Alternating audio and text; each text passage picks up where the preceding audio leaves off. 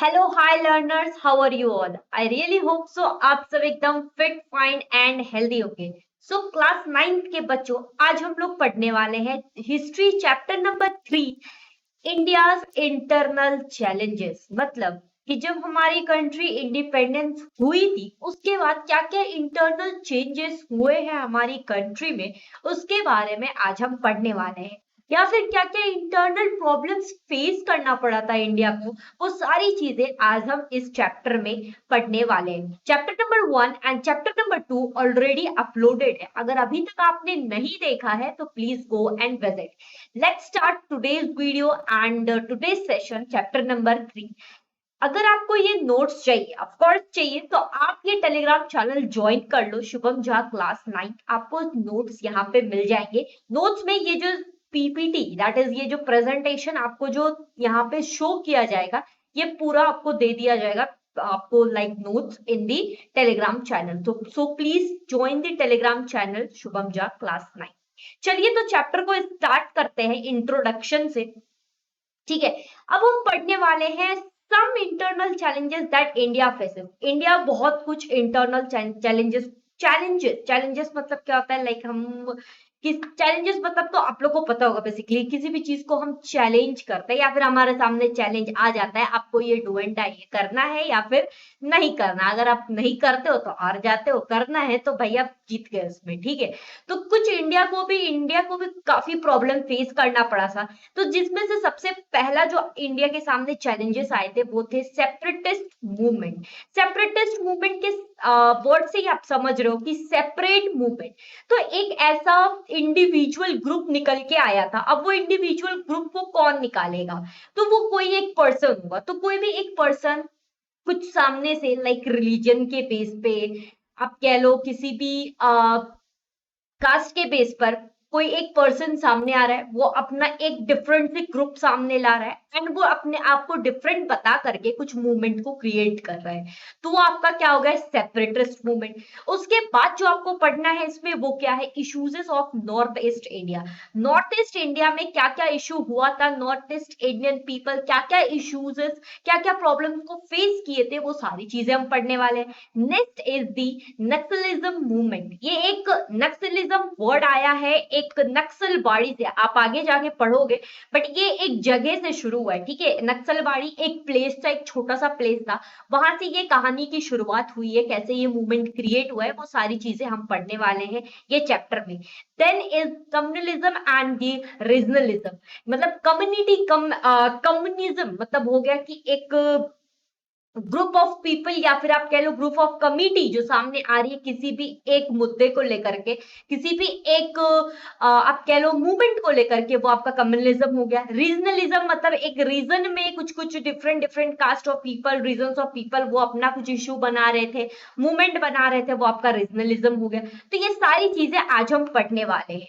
ठीक है, तो रीजनलिज्म हो गया, आपका नक्सलवाड़ी मूवमेंट हो गया, फिर आपके नॉर्थ ईस्ट इंडिया क्या क्या इश्यूज फेस कर रहे थे, सेपरेटिस्ट मूवमेंट, ये सारी चीजें आज हम पढ़ने वाले हैं। तो टोटल आपको 4 टॉपिक यहाँ पे दिख रहा होगा। दैट मीन्स कि अगर ये 4 टॉपिक है तो of course one shot video ये होगा। तो आप लोगों को इसका हम टाइम स्टैम्प दे देंगे कि आप जो भी टॉपिक आपको पढ़ना रहेगा आप वो टाइम पर जाकर के क्लिक करोगे तो आपको और वो वीडियो शुरू हो जाएगा। ठीक है, तो चलिए तो स्टार्ट करते हैं। सबसे पहला हम अपने सेपरेटिस्ट मूवमेंट में, तो सेपरेटिस्ट मूवमेंट से पहले एक अनरेस्ट इन पंजाब हुआ था। अनरेस्ट इन पंजाब का मतलब तुम लोग समझ रहे हो, अनरेस्ट मतलब रेस्ट मतलब तो हो गया कि आराम करना, तो अनरेस्ट क्या हो गया? ऑफ कोर्स बात है कि आराम नहीं करना। तो आराम नहीं करना, तो पंजाब के सामने कुछ चैलेंजेस आए थे। ठीक है, जिसपे पंजाब के पीपल काफी परेशान हुए थे। ठीक है, एंड तो हम चलिए तो देखते हैं क्यों परेशान हुए थे। एक्चुअल में एक मूवमेंट क्रिएट हुआ था।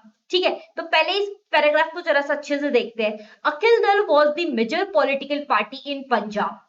जब हमारी कंट्री इंडिपेंडेंट हुई थी उसके बाद पंजाब में एक पॉलिटिकल पार्टी आया था जिसका नाम था अखिल दल पार्टी। 1973 में ये अखिल दल पार्टी, ठीक है, अखिल दल पार्टी ने क्या किया था, एक रिजोल्यूशन को लाए थे इन्होंने। रिजोल्यूशन मतलब हो गया कि बदलाव आते रहता है, तो एक बदलाव लाने के लिए एक मूवमेंट को लाया जिसका नाम था आनंदपुर साहिब। आनंदपुर साहिब। तो आपको अगर कोई पूछे कि अखिल दल पार्टी क्या है, तो एक पॉलिटिकल पार्टी है।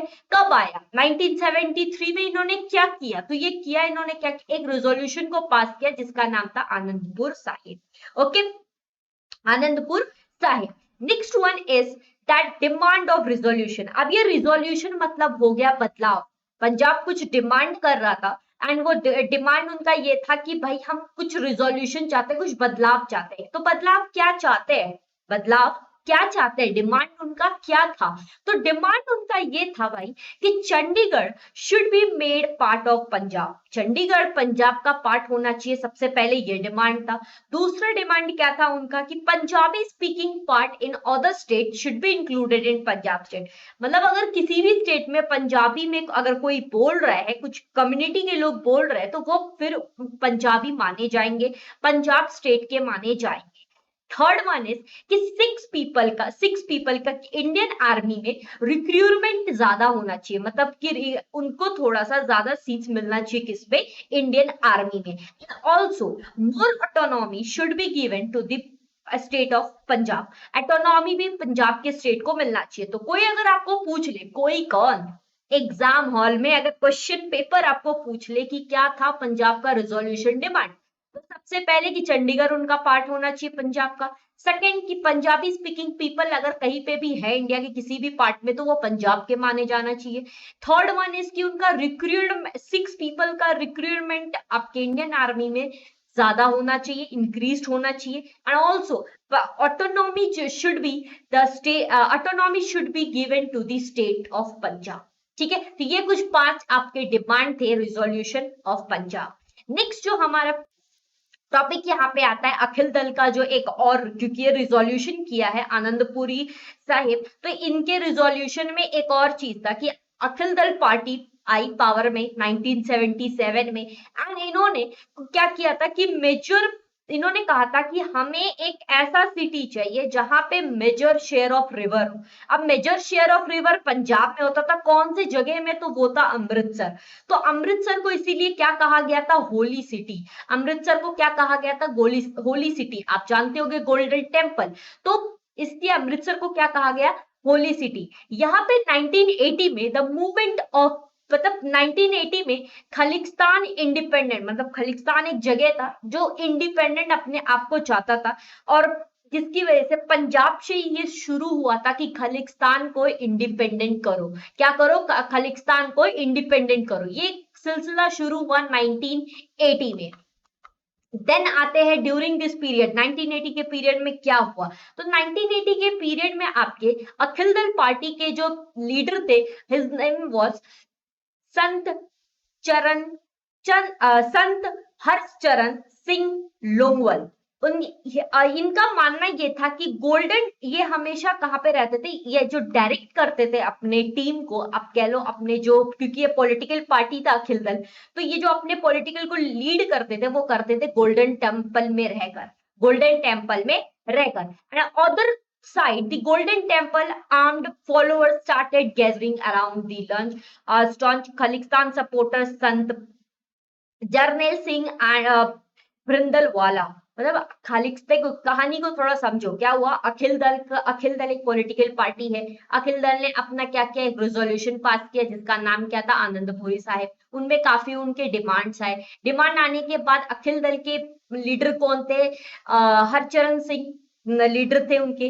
वो कहाँ रहते थे भाई, वो जो अपने पार्टी को एक्टिविटीज जो करवाते थे वो कहाँ पे रहते थे, गोल्डन टेम्पल में रहते थे। ठीक है, अब गोल्डन टेम्पल में क्योंकि 1980 में कह दिया गया था, पंजाब का भी एक डिमांड है खलिस्तान को क्या बनाया जाए, इंडिपेंडेंट बनाया जाए, तो जितने भी फॉलोअर्स थे खलिस्तान के, वो भी कहाँ आके गैदर हो गए थे, आपके गोल्डन टेम्पल में आकर गैदर हो गए थे। ऑल्सो जो आर्म था, मतलब उस टाइम में जो भी फाइटर्स आर्म्स यूज करते थे, वो भी आपके छुपाया किसमें गया था, गोल्डन टेम्पल में रखा गया था। तो आप कह सकते हो कि खलिस्तान के जितने भी सपोर्टर थे वो कहाँ रहते थे, गोल्डन टेम्पल में ही रहते थे। उनका आर्म्स भी कहाँ रहता था, गोल्डन टेम्पल में रहता था। Next one is during this period, इसी पीरियड में टेररिस्ट एक्टिविटी शुरू हो गई। ब्रिंदलवाला अरेस्ट हो गए 1981 में, एंड जो accused द मर्डर हुआ था by the editor, accused of the murder of the newspaper editor, जिनका नाम था जगत नारायण, जिनका नाम क्या था, जगत नारायण। तो आप ये कह सकते हो ड्यूरिंग दिस पीरियड टेररिस्ट और ऑलरेडी पुट गोल्डन टेम्पल में रहते थे, गोल्डन टेम्पल में आके स्टे करते थे। तो ब्रिंदलवाला अरेस्ट हो गया, क्योंकि ऐसा माना जाता है कि मर्डर जो हुआ था न्यूज़पेपर एडिटर का, वो किसके द्वारा, ब्रिंदलवाला के द्वारा। न्यूज़पेपर वाला कौन था, एडिटर कौन था, वो था लाल जगत नारायण। ठीक है, चलिए तो आगे बढ़ते हैं, देखते हैं नेक्स्ट। आफ्टर दिस इंसिडेंट, ये इंसिडेंट जब हुआ, द सिचुएशन वॉज वर्स्ट, काफी वर्स्ट सिचुएशन हो गई थी। Due to this the development president rule was imposed in 1983। ब्रिंदलवाला went to stay at the religious place called the Akal Takht. मतलब इन इस पीरियड में 1980 के जो समय था, वो समय काफी एकदम वर्स्ट सिचुएशन तक, बहुत सारे टेररिस्ट आ गए थे पंजाब की साइड, तो काफी सिचुएशन खराब था, जिसकी द्वारा से प्रेसिडेंट 1983 में ये डिक्लेयर किए थे कि थोड़ा पंजाब को क्या किया जाए, हाई सिक्योरिटी लेवल पे, एंड वहां पे इंडियन आर्मी को भेजा जाए। तो जिसकी वजह से ब्रिंदलवाला क्या, उन्होंने क्या किया, वो जाकर रिलीजियस प्लेस जिनका नाम था अकलकंत, वो वहां पर जाकर के रहने लगे, वो वहां पर जाकर के रहने लगे। सो ब्रिंदलवाला ने फॉलो किया गोल्डन टेम्पल को, वहां पे उन्होंने रहना शुरू किया, एंड वहां से ही ये आप कह सकते हो कि एक जो टेररिस्ट का रहना वो शुरू हो गया था, एंड वहां पे काफी सैंड बैग्स लगाए गए थे। ठीक है, एंड वहां पे आपके जो भी एक टेररिस्ट वाला जो सिचुएशन था, वो वहीं पे क्रिएट हो गया था। उन्होंने लाइक वो फोर्ट्स लाइक बना लिया था उन्होंने। ठीक है, एंड वहां पे इंडियन आर्मी भी थी, वो लोग भी अपना अपना फोर्ट छोटा छोटा बनाई थी, क्योंकि टेररिस्ट थी तो ऑब्वियसली बात है उनको तो लड़ना था भाई। तो वो उनको मतलब ऐसा अपने इंडिया को प्रोटेक्ट करना था, तो वो क्या किए थे, सेट्स का पैक बना लिए थे लाइक अ फॉरेस्ट।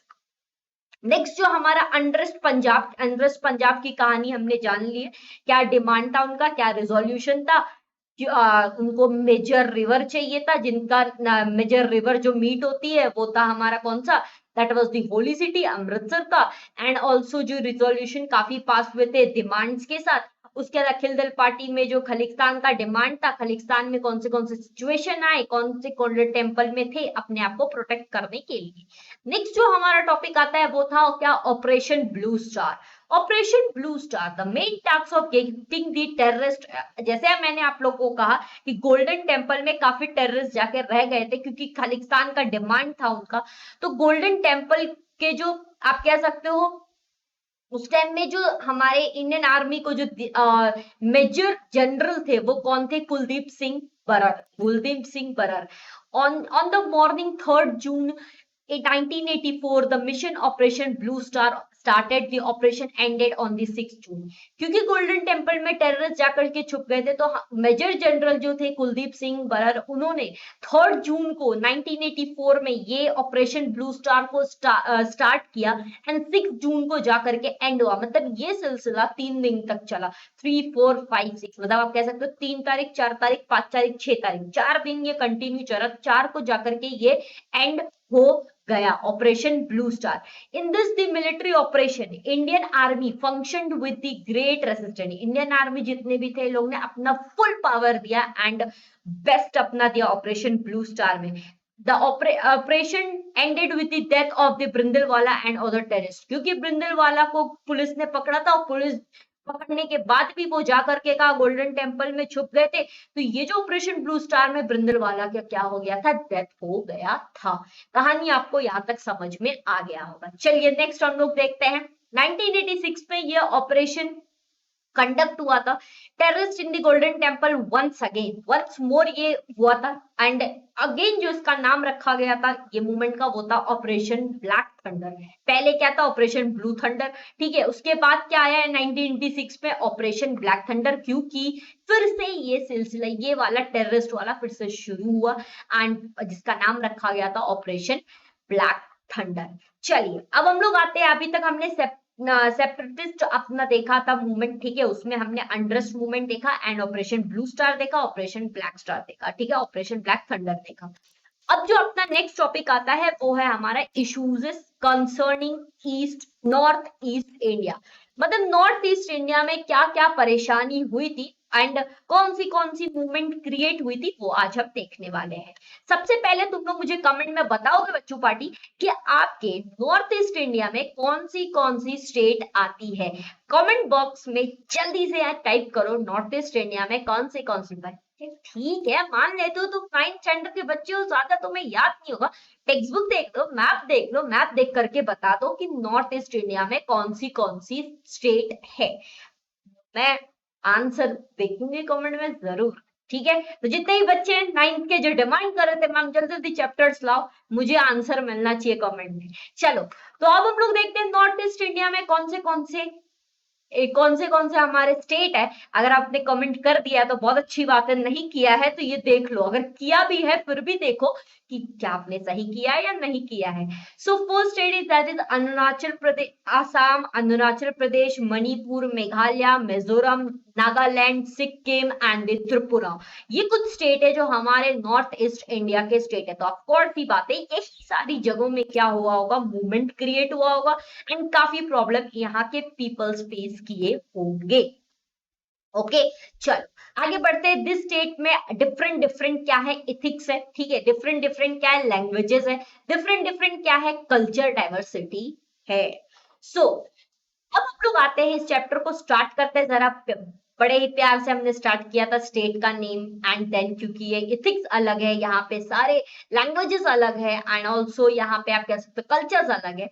तो नॉर्थ ईस्ट इंडिया में एक्चुअली 1954 में form the north east India frontier. यहाँ पे नॉर्थ ईस्ट फ्रंटियर एजेंसी हुई थी, ठीक है, फॉर्म की गई थी, compressing the terrorist on the Sino Indian border and the tribal areas towards the north Assam. मतलब नॉर्थ आसाम की तरफ जो बाहर के कंट्रीज से क्या होते थे, टेररिस्ट इंडिया में घुसने की कोशिश करते थे, उनके लिए एक क्या किया गया था, एक एजेंसी बनाई गई थी जिसका नाम था north east frontier agency.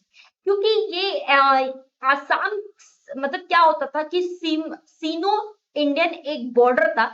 Actual में यहाँ पे ट्राइबल पीपल आसाम के रहते थे एंड ये नॉर्थ से उन लोग को, मतलब जितने भी टेररिस्ट थे यहाँ से आसान हो जाता था इनको एंट्री करना। इसकी वजह से एक एजेंसी क्रिएट की गई है जिसका नाम है NEFA, north east frontier agency. Special provision has been made with the respect to the area 7 schedule of the Indian Constitution। मतलब 6 schedule में ये क्या कहा गया है कि आपके कुछ स्पेशल प्रोविजंस बनाए गए हैं NEFA के लिए and also the north Assam peoples, north Assam areas. Next is the north Indian council Eastern Council Act of the 1971 was supposed to be advise the central government regarding the aspects of common interest।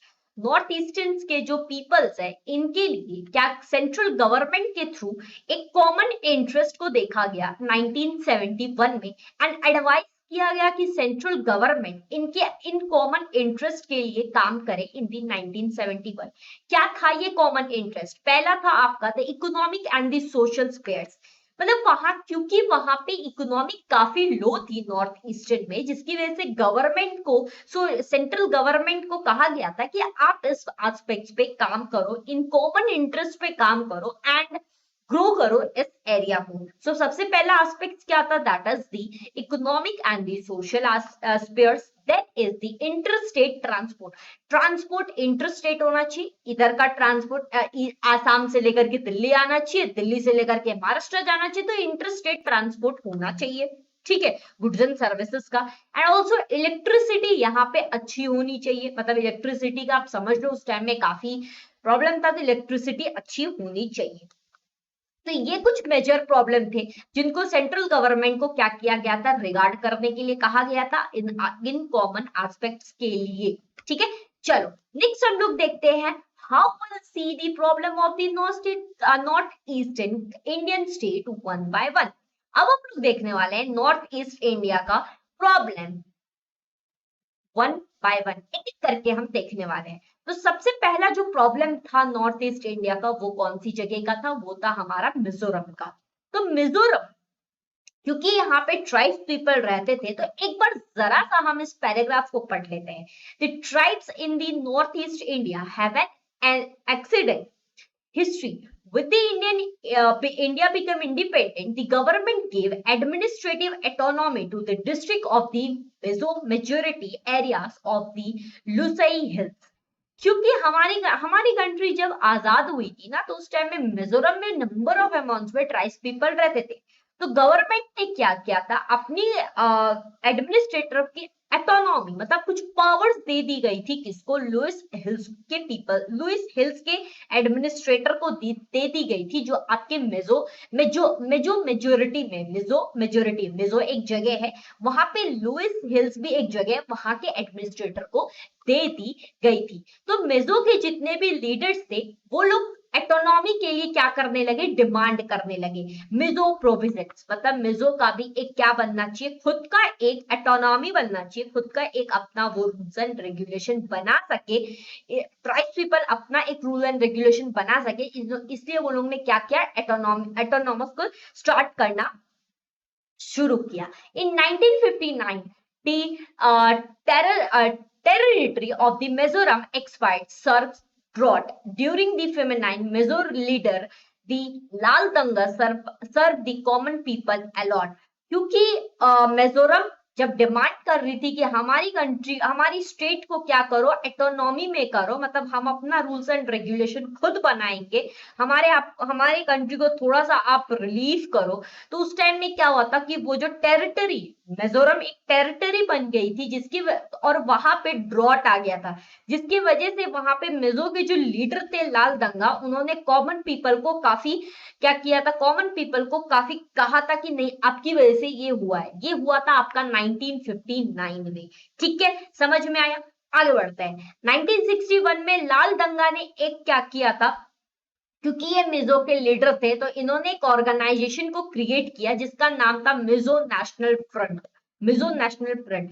And यहाँ पे लाल दंगा ने क्या ask किया था, greater Mizoram, मतलब क्योंकि हम अपनी कंट्री को क्या करेंगे, इंडिपेंडेंट करेंगे, ठीक है, out of Tripura, Manipur, meso majority areas and the Lucy areas. मतलब इस एरिया से रिलेटेड हम क्या करेंगे, अपनी कंट्री, अपनी स्टेट को क्या करने वाले हैं, हम अपनी स्टेट को हम इंडिपेंडेंट करेंगे। तो बेसिकली लाल दंगा का कहना क्या था कि हम अपनी स्टेट को इंडिपेंडेंट करें, ठीक है, हमारे को क्या दे दो, एटोनॉमी दे दो। हम एक ऑर्गेनाइज, उस टाइम में ड्रॉट आ गया था, इसलिए लाल दंगा ने क्या किया, मिजो का वो लीडर थे तो उन्होंने क्या किया था, कॉमन पीपल को ब्लेम किया था, काफी अलॉट किया था, ठीक है। एंड ऑल्सो उसके बाद उन्होंने एक ऑर्गेनाइजेशन बनाई जिसका नाम था क्या, Mizo National Front. And national front जब बना तो उसके बाद ग्रेटर मिजोरम का क्या उन्होंने किया था, एक लोगों के सामने लाया था कि हम ग्रेट मिजोरम बनाएंगे, और वो एक इंडिपेंडेंट चाहते थे, नेशन से इंडिपेंडेंट चाहते थे, किससे, Tripura, Manipur and also Mizo majority from the hills of Lushai hills. Mizo में जो एक लूसी हिल्स एरिया है वहां के मेजोरिटी से भी वो इंडिपेंडेंट चाहते थे, तो वो अपना एक सेपरेट से मिजोरम को टेरिटरी बनाना चाहते थे बेसिकली। ठीक है, आगे बढ़ते हैं, देखते हैं नेक्स्ट। इन 1966 जो उनका डिमांड था कि मेजो को एक इंडिपेंडेंट बनाया जाए, तो Mizo National Front announced emergency of independent Mizoram. तो उन्होंने एक इमरजेंसी डिक्लेयर कर दिया कि मिजोरम को क्या किया जाए, एक इंडिपेंडेंट के लिए उन्होंने क्या किया, मिजोरम के लिए इमरजेंसी डिक्लेयर कर दिया। तो प्राइम मिनिस्टर उस टाइम में थी इंदिरा गांधी, तो जिन्होंने सिचुएशन को थोड़ा समझा एंड सप्रेस दी रेबलियन, उन्होंने सिचुएशन को थोड़ा समझ करके चलो ठीक है देखते हैं, ऐसा करके थोड़ा टाला था, बट ऐसा कुछ आगे हुआ नहीं था। आप देखो आगे, when the situation clamped down in the 1972 the Mizo majority was area status as the union territory। क्योंकि उस टाइम में इंदिरा गांधी थी तो उन्होंने रिबेल कर दिया था कि नहीं, अब जो सिचुएशन खराब होते जा रहा है तो हम अब क्या करेंगे, मिजोरम को चलो अब एक यूनियन टेरिटरी बना देते हैं। तो यहाँ पे आपका एक नया यूनियन टेरिटरी बन के आया जिसका नाम क्या था, मिजोरम। ठीक है, यहाँ तक समझ में आया। तो 1985 में प्राइम मिनिस्टर राजीव गांधी आए एंड उन्होंने एग्रीमेंट पे साइन किया, Mizo National Front and Mizoram was the state as full fledge state. Lal Denga become the chief minister of the state. Lal Denga का तो पहले से ही उनका मानना था कि भाई हमारी स्टेट को इंडिपेंडेंट करो। अब 1985 में राजीव गांधी जब लीडर बने तो ये फुलफिल्ड हो गया, ठीक है, एंड वो लाल दंगा चीफ मिनिस्टर बन गए। तो लाल दंगा का बेसिकली मानना था कि हमारी स्टेट को यूनियन टेरिटरी बनाओ, एटोनॉमी दो, पावर दो कुछ हमारी कंट्री को। एटोनॉमी पहले डिमांड किया, उसके बाद इंडिपेंडेंट डिमांड किया, इंडिपेंडेंट के बाद टेरिटरी यूनियन टेरिटरी का डिमांड किया। तो ये कुछ डिमांड थे मिजोरम के, और मिजोरम फिर आपका यूनियन टेरिटरी बन गया। आपके त्रिपुरा वगैरह वगैरह जितनी भी कंट्रीज स्टेट्स थे उनसे अलग हो गए, ठीक है। चलो अब हम लोग आगे बढ़ते हैं, देखते हैं नागालैंड के बारे में। नागालैंड के जो ट्राइब्स है in the north east India, उनको हम लोग कहते हैं क्या है, मैरिटल ट्राइब कहते हैं। क्या कहते हैं? मैरिटल ट्राइब कहते हैं।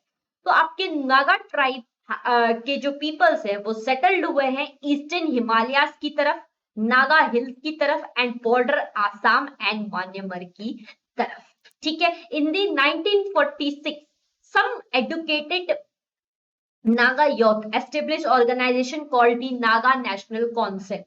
तो नागा, देखो कहानी को थोड़ा तुम लोग समझो कि नागालैंड के अभी हमने मिजोरम को देखा कि इंडिपेंडेंट वो अपने आप को बना लिए, अब हम लोग जरा नागालैंड को समझते हैं। नागालैंड एक आपका नॉर्थ ईस्ट इंडिया कंट्री में आती है।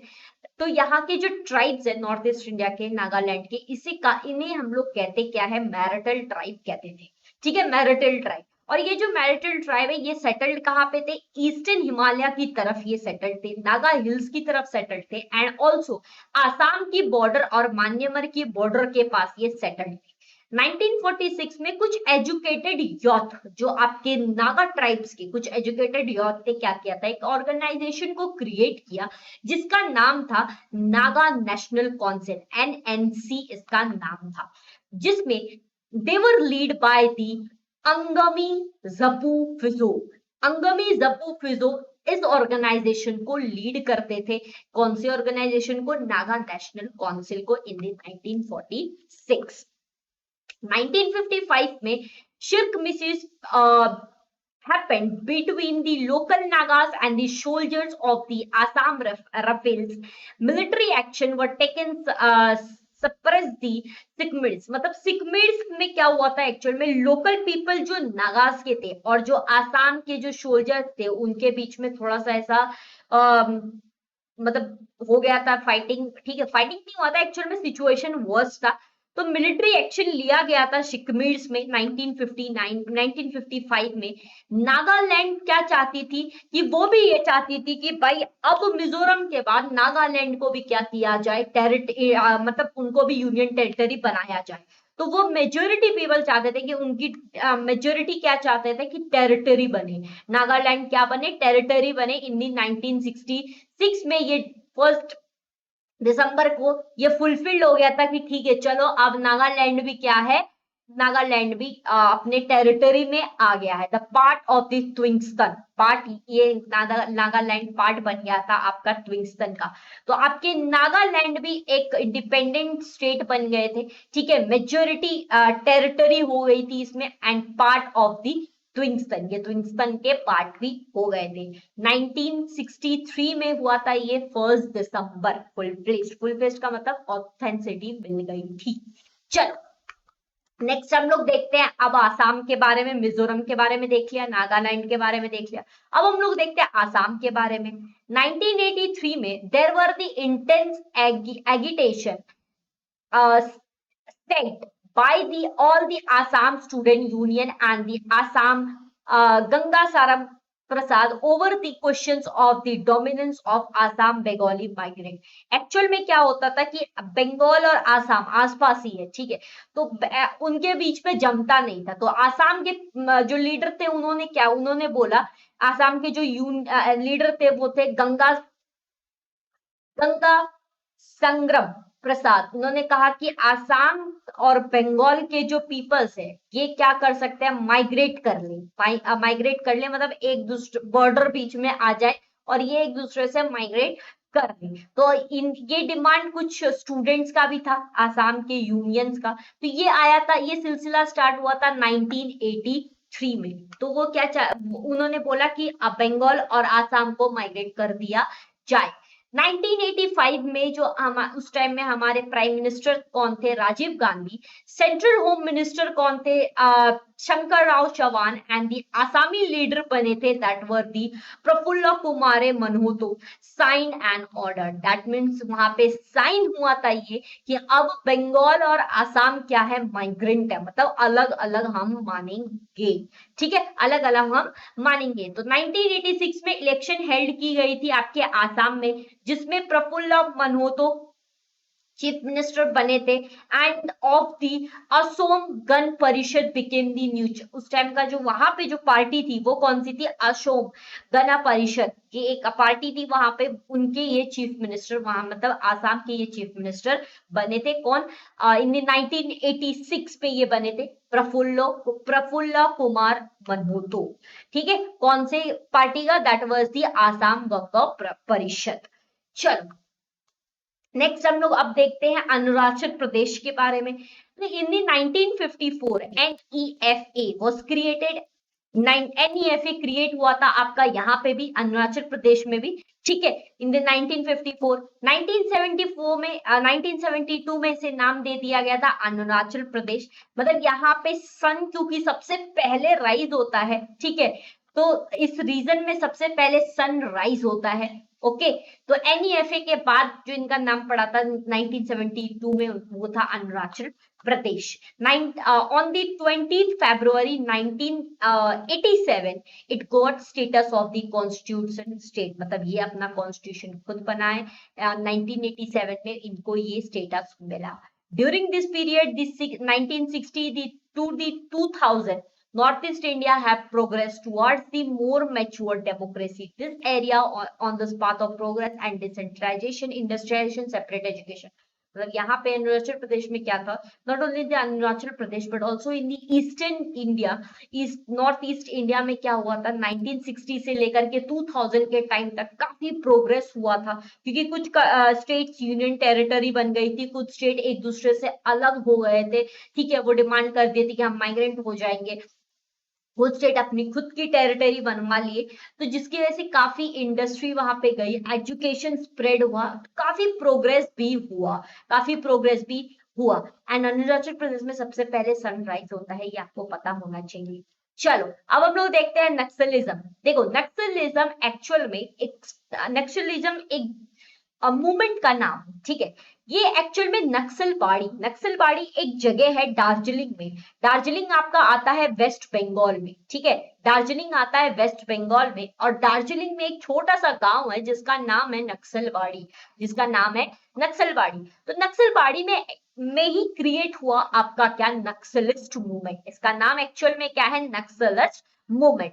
चलिए इस मूवमेंट के बारे में जरा सा देखते हैं। The movement has objective of establishing action committees to raise a voice against the exploitation of farmer by the landlord and the confiscate the land of landowner and distribute it among the tenants।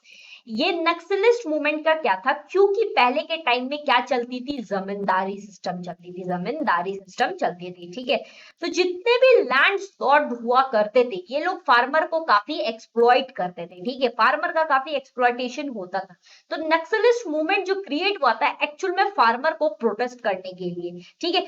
वो Naxalist movement का main motive क्या था? कि वो farmer को मतलब protest करे to from the landlord. तो ये सबसे पहले उनका मानना था। वो टेंट्स क्रिएट करना चाहते थे, टेंट्स क्रिएट करना चाहते थे।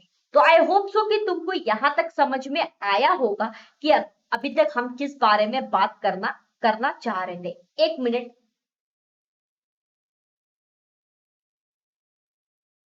ओके, तो आई होप सो कि तुम लोग को यहां तक समझ में आया होगा, ठीक है।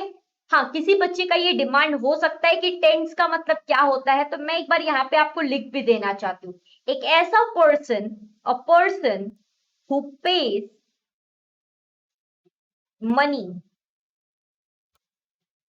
टू दी ओनर, एक ऐसा पर्सन जो ओनर को पैसा देता है, चाहे वो रेंट हो, घर का रेंट हो, या फिर वो ऐसा जो आपके लैंड का रेंट हो, आप किसी भी चीज का रेंट देते हो तो वो आपका क्या है? वो आप टेंट्स कहते हो। तो वो एक्चुअली में नक्सलिस्ट का ये मानना था कि हम फार्मर को प्रोटेस्ट करें, फार्मर का जो एक्सप्लॉयटेशन हो रहा है उसे हम बचाए एंड टेंट से रिमूव करें। चलिए आगे बढ़ते हैं, देखते हैं next. It took the recourse to the terrorism to prevent any government scheme and welfare policies for reaching the common people। क्योंकि टेररिज्म काफी फैल रहा था जिसकी वजह से गवर्नमेंट स्कीम्स के निकालने का डिमांड हो रहा था, पीपल के वेलफेयर के बारे में डिमांड हो रहा था, कॉमन पीपल को प्रोटेक्ट करने के लिए भी बात हो रहा था। In the movement, mainly located in the West Bengal, later the movement spread to the East Godavari in Andheri। देखो कहां से कहां नक्सलिस्ट मूवमेंट स्प्रेड हुआ था। सबसे मतलब मूवमेंट मेनली जो लोकेटेड था वो वेस्ट बंगाल में था। वेस्ट बंगाल के कहां पे, आपके नक्सल बाड़ी से शुरू हुआ था। कहां तक ये स्प्रेड हुआ है, आपके east Godavari, Andheri, Andhra Pradesh, parts Visakhapatnam, Karimnagar in Telangana, Alidabad, Bastar, and the Rajanandagaon, Sukma in the Chhattisgarh, Gadchiroli, Maharashtra में है, and also in the Bhandara, the part of the Chandrapur in the Maharashtra, Balaghat, आपके Balaghat, and also the Mandala in the Madhya Pradesh, and also the Koraput Odisha में। इतने जगह क्या हुआ था भाई, नक्सलिस्ट मूवमेंट क्या हुई थी, स्प्रेड हुई थी। तो आपको ये पूछा जा सकता है कि नक्सलिस्ट मूवमेंट कहां से कहां तक स्प्रेड हुई थी, तो जगह का नाम याद कर लेना। ठीक है बच्चा पार्टी, मैप में देख करके। नेक्स्ट हम लोग आगे बढ़ते हैं, देखते हैं नक्सलिस्ट एस्टेब्लिश एन ऑर्गेनाइजेशन। एक ऑर्गेनाइजेशन नक्सलिस्ट ने बनाया था जिसका नाम क्या था, peoples liberalisation guerrilla army, PLGA इसका नाम था। ठीक है, क्या करना, यहाँ पे आप देख रहे हो ये फार्मर्स का है और ये क्या है, बाई गन मतलब टेररिस्ट का भी है। दोनों का क्या लोगो दिया गया है, दोनों से हमें क्या चाहिए, थोड़ा एक्सप्लॉयटेशन इसका ना हो, इसलिए प्रोटेस्ट करना चाहिए किसको, फार्मर्स को। एंड ऑल्सो द टेररिज्म का जो सिलसिला चल रहा है इसके लिए स्कीम्स लाया जाए। काफी टेररिस्ट आसाम की तरफ आ गए थे, इसलिए इसका स्कीम्स चलाया जाए। नेक्स्ट दो टॉपिक हमने अभी तक कंप्लीट किया है, एक है हमारा सेपरेटिस्ट, एक है हमारा क्या, नॉर्थ ईस्ट इंडिया। अब जो हमारा नेक्स्ट टॉपिक है वो है communalism.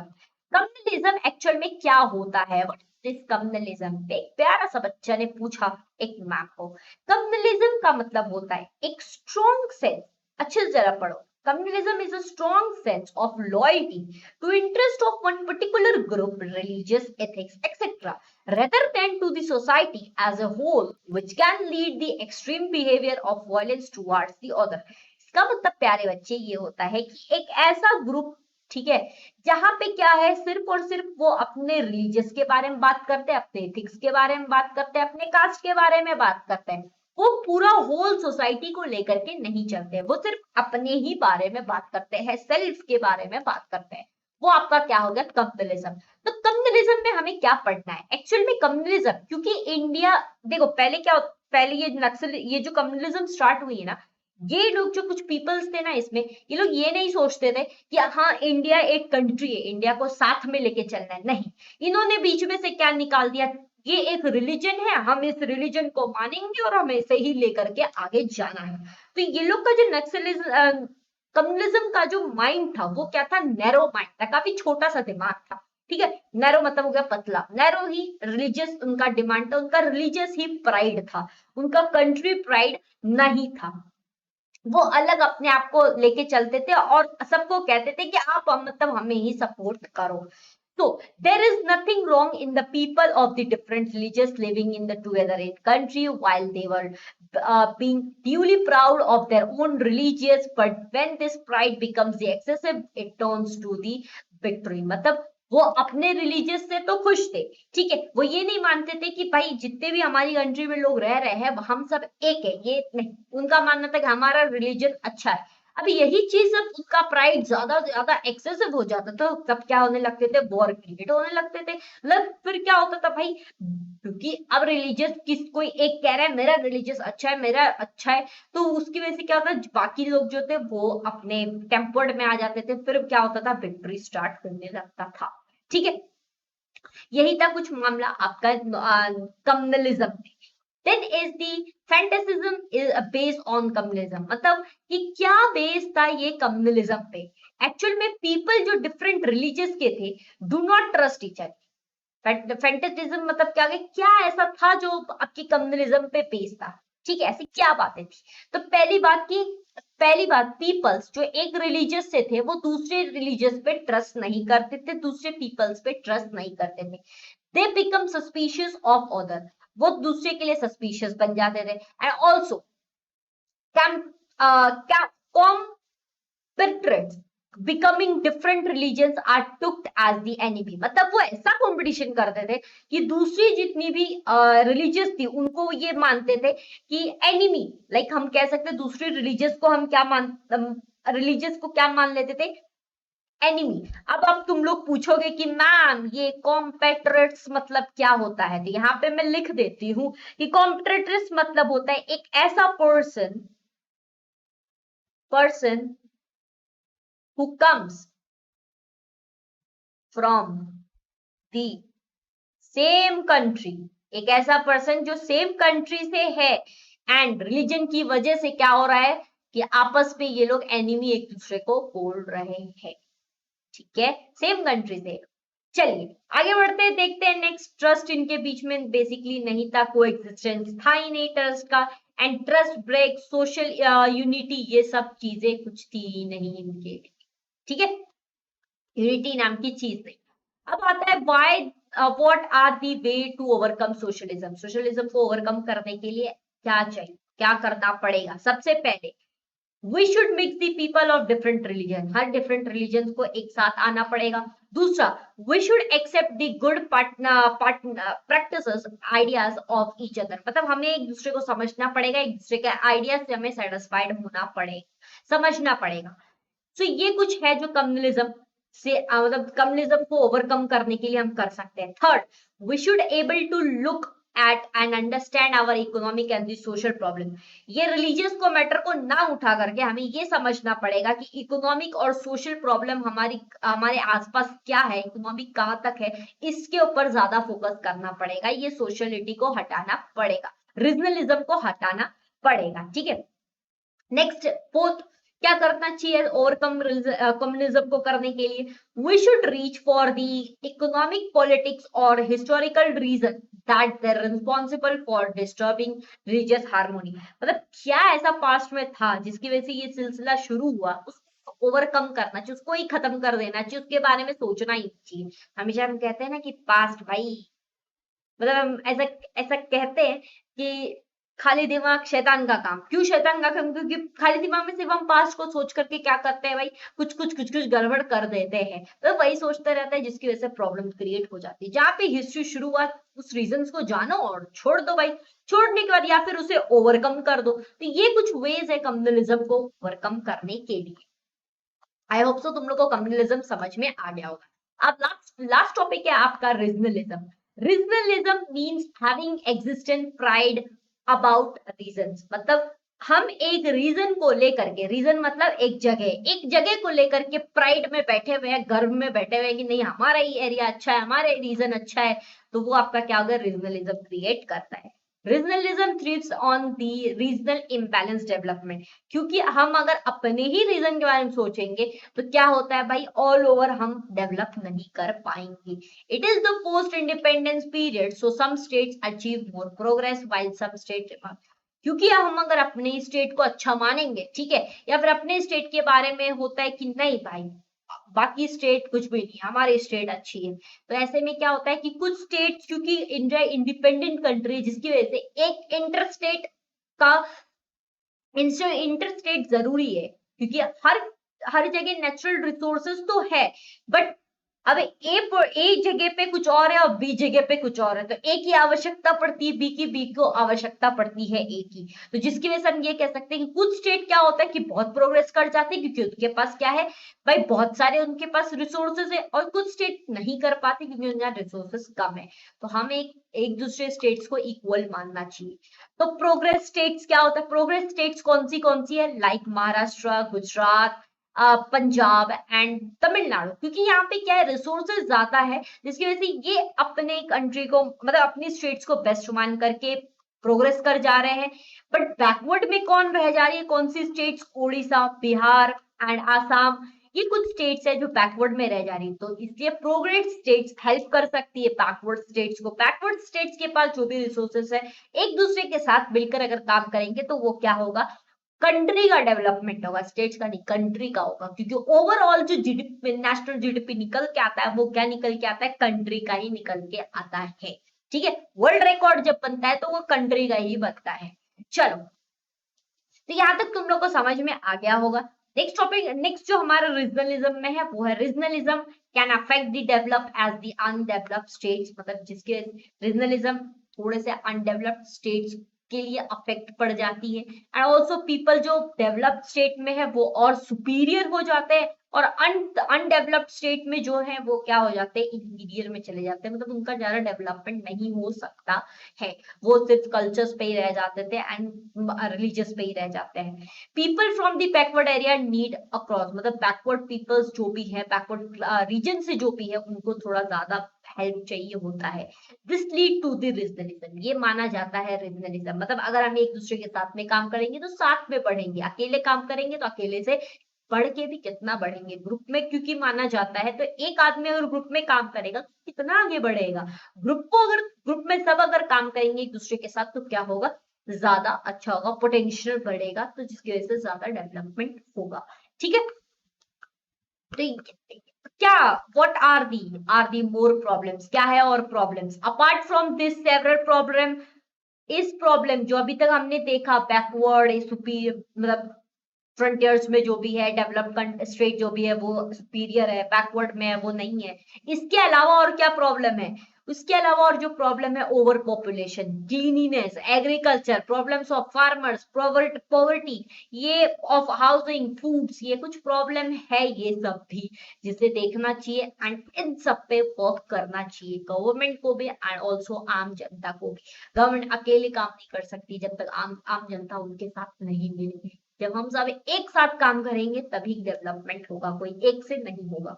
We are trying to overcome this and move forward, progress the stately, मतलब इन सबको क्या करना चाहिए, ओवरकम करना चाहिए। ये रीजनलिज्म, कम्युनलिज्म, ये सबको अब छोड़ करके हमें साथ में काम करके फॉरवर्ड आगे बढ़ना चाहिए एंड प्रोग्रेस करना चाहिए। डेवलप्ड कंट्री होना चाहिए, डेवलपिंग, अब डेवलप्ड हमें बनना है। ठीक है, चलो, तो यहाँ पे रहा तुम लोग का कुछ क्वेश्चन, यहाँ पे चैप्टर होता है समाप्त। तो सबसे पहला question, in the 1954 NEFA comprised the terrorist of on the dash border and tribal areas towards the north of the Assam, Indo-Park-Sino-Indian, Indo-Nepalism, Indo-Bhutanese। ये है आपका ऑप्शन, आंसर देना है कमेंट में। Second question is, in the 1961, the Lal Danga established the dash All Assam Student Union, Asom Ganga Shangram Parishad, Mizo National Front, Naga National Council. Next question is, the Naga tribe in the Northeast India was known to be dash tribe, nomadic, pastoral, martial, ethnic. आपको answer comment में बताना है। So notes तुम लोग को Telegram channel पे मिल जाएंगे, और जितने भी क्वेश्चंस यहाँ पे पूछे गए हैं प्लीज आंसर कमेंट में देना, ताकि बाकी जो भी बच्चे आए उनको भी पता चल सके कि यस हमारे जो जो ग्रुप मैथ्स है, क्लास मैथ्स है, फ्रेंड्स है, उन्होंने भी कुछ पढ़ा है एंड आंसर्स है यहाँ पे, मैं भी टाइप करता हूँ। सो नोट्स आपको टेलीग्राम पे मिल जाएगा, आई होप सो। बड़ा लेक्चर होगा, ठीक है, पार्ट वाइज में तुम लोग पढ़ सकते हो, हर टॉपिक का स्टैम्प वाइज में बता दिया जाएगा, मैं कर दूंगी, आप टेंशन मत लेना। ठीक है, जो भी टॉपिक आपको पढ़ना है, लाइक सेपरेटिस्ट का पढ़ना है, या फिर आपको नक्सलिज्म वाला पढ़ना है, या फिर आपको नॉर्थ ईस्ट इंडिया के बारे में पढ़ना है, कम्युनलिज्म के बारे में पढ़ना है, या फिर आपके रीजनलिज्म के बारे में पढ़ना है, आप जो भी टॉपिक आपको पढ़ना है, आप स्टॉप टाइम पे जाना, आप पढ़ लेना। ठीक है, और वीडियो पसंद आया हो तो लाइक जरूर करना, कमेंट करके बताना कैसा लगा वीडियो, एंड आंसर जरूर देना। हर जितने भी चैप्टर्स मैंने पढ़ा है, हर चैप्टर्स में क्विजेस है, तो प्लीज उसे दिया करो। ठीक है, इससे आपका ही बिल्ड होगा, लाइक आपको पता चलेगा कि हाँ मैंने कुछ तो पढ़ा है। क्या अब आपका एग्जाम नजदीक आ गया है तो this is the best time. Okay, thank you so much. Channel को अपने किसी भी एक फ्रेंड तक जरूर पहुंच शेयर करो ये वीडियो को, ताकि उन्हें भी पता चल सके कि यस, सोशल स्टडी यहाँ पे भी पढ़ाया जा रहा है। नेक्स्ट चैप्टर आपका सून आएगा। Thank you so much for watching this video. I really hope so कि आपको पसंद आया होगा। Thank you so much. सब like, share and subscribe. Thank you.